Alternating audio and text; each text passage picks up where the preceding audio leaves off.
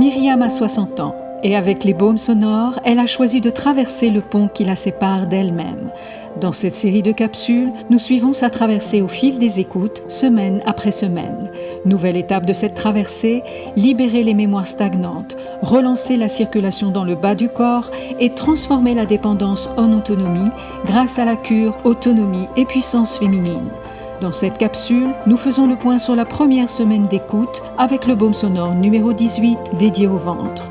Vous êtes les bienvenus à bord. Pensez à vous abonner et à partager ce podcast. Bonjour Myriam. Bonjour Erin.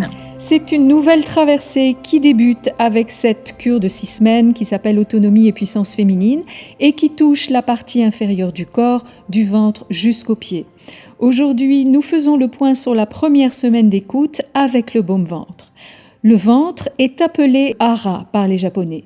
Il est non seulement un réservoir d'énergie, mais aussi la matrice mémorielle de l'être. Il est en effet le lieu où la vie s'enracine, se développe et où les expériences de vie sont assimilées et digérées. Sur le plan subtil, le ventre est en lien avec les 3 premiers chakras qui gouvernent les aspects instinctuels de l'être. La survie à travers le système digestif, la sexualité et la reproduction, l'émotion et la relation à l'autre. Le ventre symbolise le marais intérieur au fond duquel gisent les peurs viscérales. Il est par ailleurs marqué par le nombril, ce qui montre qu'il est aussi le lieu où s'imprime la peur de la séparation, la peur de l'abandon, le sentiment d'impuissance, ainsi que l'héritage familial transmis par les liens du sang. Le ventre est donc en lien avec la mère, la naissance et l'enfance, mais aussi la nourriture dans le sens large. Il représente les besoins fondamentaux de l'être, comme la sécurité et la tendresse, qui sont essentiels à son développement harmonieux. Si le ventre est le lieu où se manifeste toute la vulnérabilité et l'émotivité de l'être, il est aussi le creuset où cette fragilité peut se transmuter en puissance et en force brute, comme on peut le voir dans les arts martiaux. C'est en étant connecté à son abdomen, à son hara, que l'être peut trouver l'énergie et le courage de dépasser ses peurs, de se lancer dans l'action, de se rendre libre et autonome, autrement dit, de montrer ce qu'il a dans le ventre. Voilà ce qui se joue dans cette étape. Alors, comment s'est déroulée cette semaine d'écoute, Myriam ? Confortable ou pas confortable ? Pas confortable et très chaotique. As-tu noté une ou des sensations corporelles particulières ? Alors, les premières sensations sont arrivées en fait pendant la nuit qui a précédé la première écoute. C'est la première fois que ça m'arrive. Mon ventre a dialogué pendant une bonne partie de la nuit d'une façon extrêmement bruyante, ce qui n'était jamais arrivé. Comme si c'était oui, alors demain tu vas attaquer un truc, nous on est là, on est prêt, on est à fond. C'était très très amusant, pas douloureux du tout, mais très très bruyant. Pour en rester aussi avec les sensations corporelles, donc pendant les écoutes, la douleur au bras gauche est revenue, et non seulement elle est revenue, mais cette fois-ci elle a irradié donc jusqu'en haut de l'épaule et jusqu'au poignet. Et vraiment c'était très très très fort, et j'acceptais complètement cette douleur comme étant une nouvelle étape. Je vais faire une petite aparté sur cette douleur au niveau du bras gauche. Certaines charges s'impriment dans la multidimensionnalité de l'être, à de multiples strates au niveau du corps et des corps énergétiques. Imaginez que vous soyez allongé sur votre lit en train de lire et que vous vous mettiez à saigner du nez. Donc vous vous levez et vous enlevez le dessus de lit. Et puis vous réalisez qu'il y a une tache sur la housse de couette. Donc vous enlevez la housse de couette. Il y a une tache également sur la couette elle-même. Vous enlevez la couette. Et puis, vous constatez qu'il y a une auréole sur le dessus de matelas. Vous enlevez le dessus de matelas et il reste encore une auréole sur le matelas et peut-être même sur quelques fibres à l'intérieur du matelas. Mais cette auréole qui se trouve sur le matelas, vous n'y avez accès qu'à partir du moment où vous avez enlevé le dessus de lit, la housse de couette, la couette et le protège-matelas. Donc, tout ça pour dire que ces charges s'impriment sur de multiples strates, ce qui explique que, même si ça a été traité, ça peut revenir, parce qu'on contacte là une strate un peu plus profonde, donc ça sera observé dans les semaines à venir. As-tu noté un mouvement ou un changement dans le corps? Il y a quand même quelque chose qui est en train de se mettre en mouvement en moi. Ça vient depuis le bas-ventre. J'ai l'impression que ça s'anime de nouveau, que ça se remet en mouvement, qu'il y a une énergie de vie qui réapparaît. C'est une zone qui a été très traumatique chez moi, que je considérais comme morte, donc où j'avais très peu de sensations, hein. Et là, il y a une espèce de petit pétillement, quelque chose qui se passe. Donc oui, il y a un mouvement dans le corps qui est en train d'apparaître. As-tu relevé une synchronicité ou un événement significatif durant cette semaine? Il y en a eu plusieurs quand même. Donc il y a eu un beau moment avec ma fille, hein, où j'ai pu mesurer que en voulant bien faire, parfois en tant que parent, on met un peu de pression sur ses enfants et qu'ils le vivent pas forcément bien. Il y a eu un soir de cette semaine où j'ai pu entendre ce qu'elle avait à dire et on a fait un beau moment pour évacuer la pression que j'avais pu lui mettre sans même me rendre compte. J'avais nié un petit peu qui elle était et au final, on a soigné cet accroc qu'il y avait, on pourrait dire, dans notre relation. Donc c'était un chouette moment. Ce qui est intéressant, c'est que après avoir harmonisé la relation et fait descendre la pression, ce que tu as très bien fait, ce que ça a engagé derrière, c'est une réorganisation de sa chambre. Oui. C'est-à-dire que tu m'as raconté qu'en l'espace de 3 heures, suite à cet échange avec ta fille, vous aviez totalement réorganisé sa chambre et fait du tri. Oui, enfin, elle a fait du tri. Et elle a fait du tri, voilà. Elle a fait du tri. Et ça, c'est vraiment important parce que Tara garde tout. Et c'est compliqué de la convaincre de se séparer de certaines choses.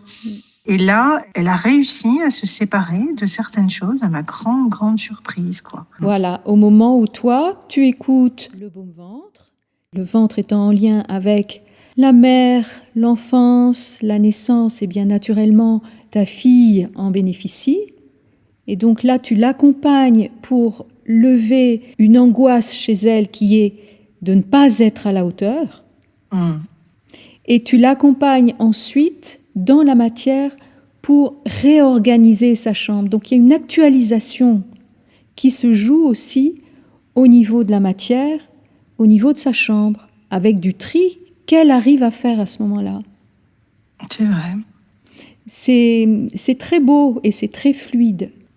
Mais c'est tout à fait en lien avec ce baume-ventre. Ce que toi, tu libères en toi, aide ta fille, Tara, à libérer ce qu'elle porte en elle, qui est « je ne suis pas suffisante, je ne peux pas y arriver, je ne suis pas à la hauteur ». C'était un moment où il y avait beaucoup de libération, il y avait des larmes, mais il y avait beaucoup de joie surtout. Une espèce vraiment de sentiment, là, de jubilation qui la prenait. Il se passait quelque chose de fort pour elle. Ouais, c'était un très beau moment.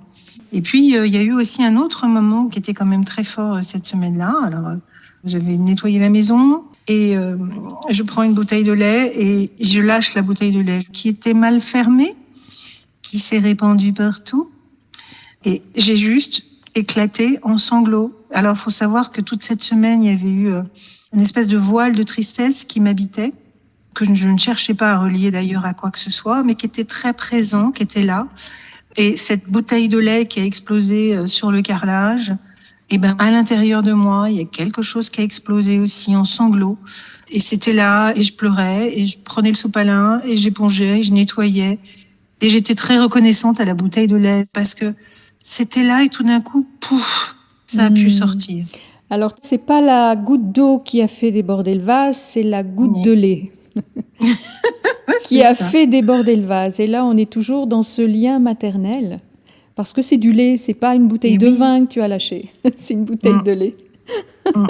C'est terriblement intelligent. Et tu vois, cette tristesse qui remontait de tes profondeurs, qui n'a pas véritablement de nom, qui n'est pas identifiable, eh bien, elle a pu être libérée grâce à cette bouteille de lait qui t'a échappé des mains et qui a créé un choc vibratoire pour faire éclater cette bulle de tristesse en toi. Donc, c'est aussi une libération. Alors, quand on lâche le contrôle, ça signifie qu'on accepte ultimement que tout nous échappe. Et ça peut être une bouteille de lait. C'est très utile quand une chose nous échappe parce que ça montre qu'on a lâché le contrôle. Et puis que là, on vit un choc vibratoire dans la surprise, dans l'éclat, dans l'éclaboussement, qui nous aide à expulser quelque chose en nous.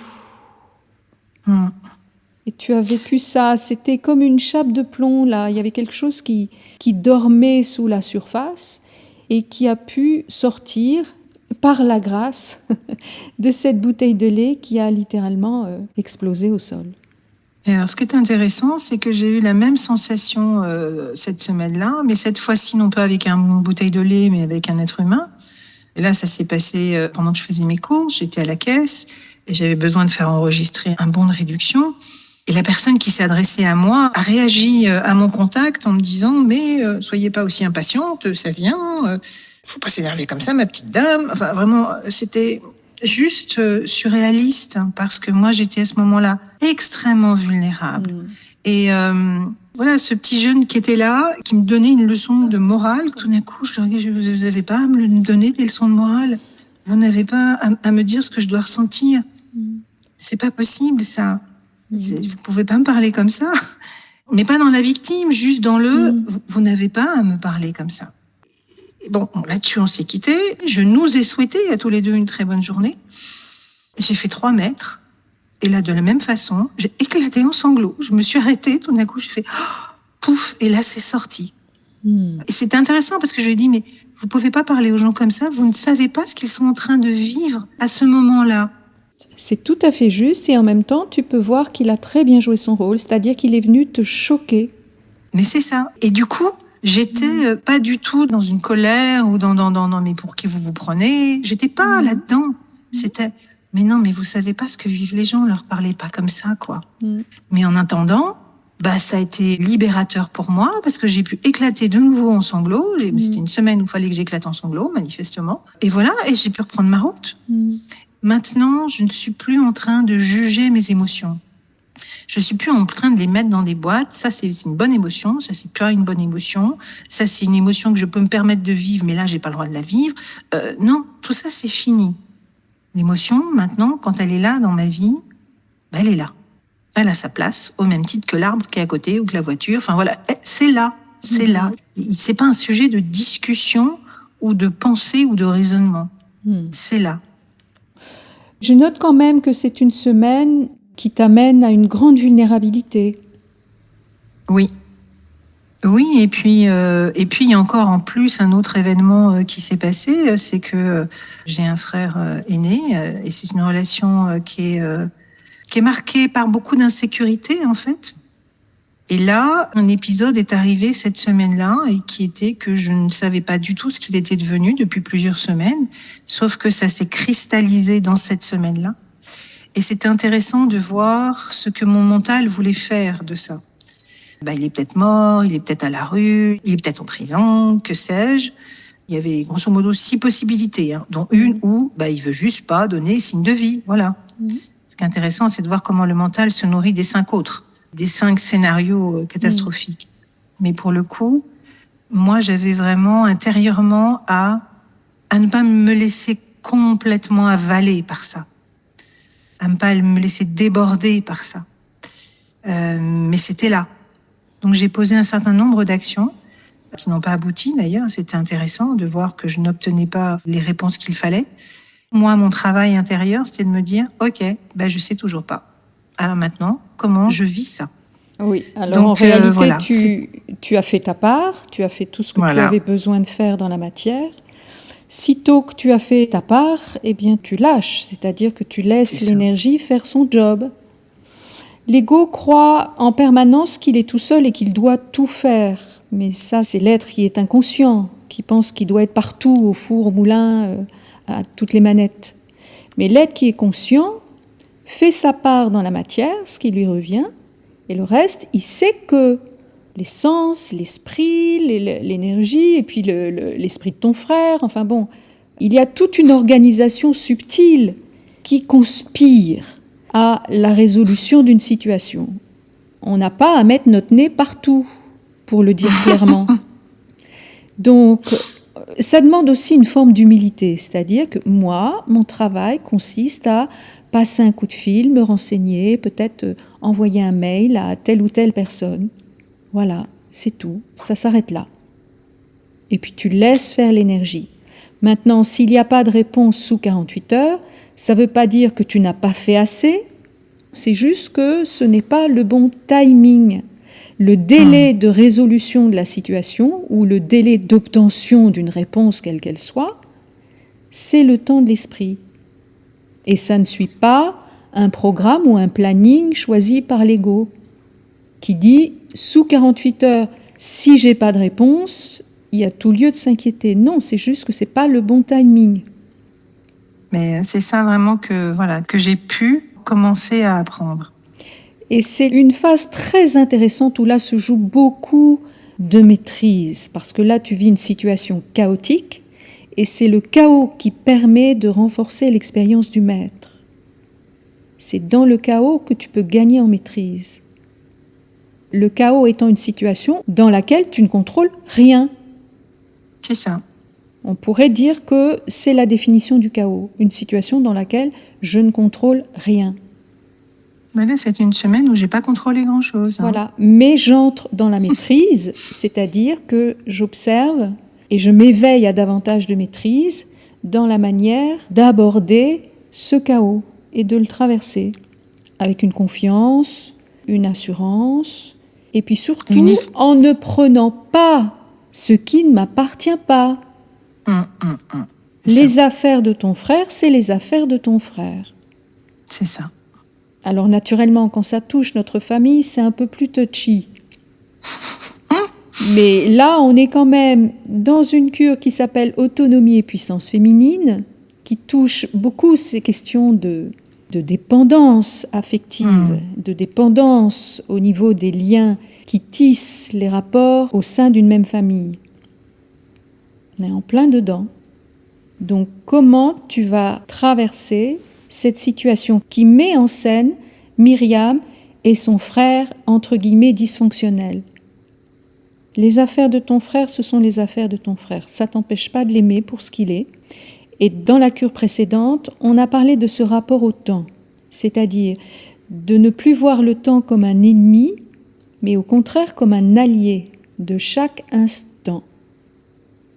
Dans la maîtrise, il y a ce paramètre fondamental qui est de l'ordre de « j'épouse le temps et je fais confiance au timing.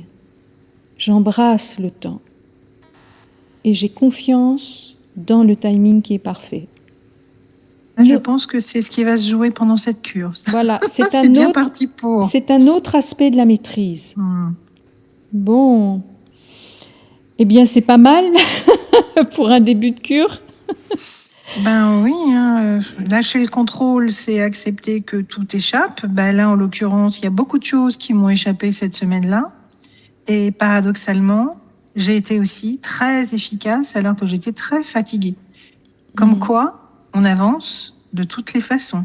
Absolument. Et je suis en train de me demander si je t'ai posé la dernière question, ça m'échappe totalement. Tu vois, on parlait du temps. Justement, c'est pour ça que la prise de conscience, pour moi, c'était ça. C'est vraiment... je suis de plus en plus en train de vivre ça, d'apprendre à lâcher le contrôle. Et de traverser le chaos avec un état d'être qui n'est pas fragmenté, lui, qui n'est pas chaotique. Intérieurement, c'est pas le chaos. Extérieurement, ça peut l'être. Oui, c'est ça. Mais intérieurement, si tu ne te fragmentes pas et si tu collabores avec le temps, tout en lâchant le contrôle et en entrant dans cette maîtrise qui est un apprentissage au quotidien, le chaos ne te met pas KO. Oh, la belle conclusion que voilà. Le chaos te révèle et te fait grandir. Bon, bravo Myriam, merci pour ce partage. Prochaine étape de ta traversée, le baume sonore numéro 20, dédié à l'utérus. Je te dis à tout bientôt ma belle. À tout bientôt. Si vous aussi, vous sentez qu'il est temps de vous lancer dans cette traversée intérieure pour devenir qui vous êtes vraiment, rendez-vous sur le site de la marque Tenso pour découvrir l'univers des baumes sonores. N'hésitez pas à demander un conseil personnalisé, je me ferai une immense joie de vous accompagner. Rendez-vous pour la suite de la traversée de Myriam, car cette traversée est aussi la vôtre. À très bientôt.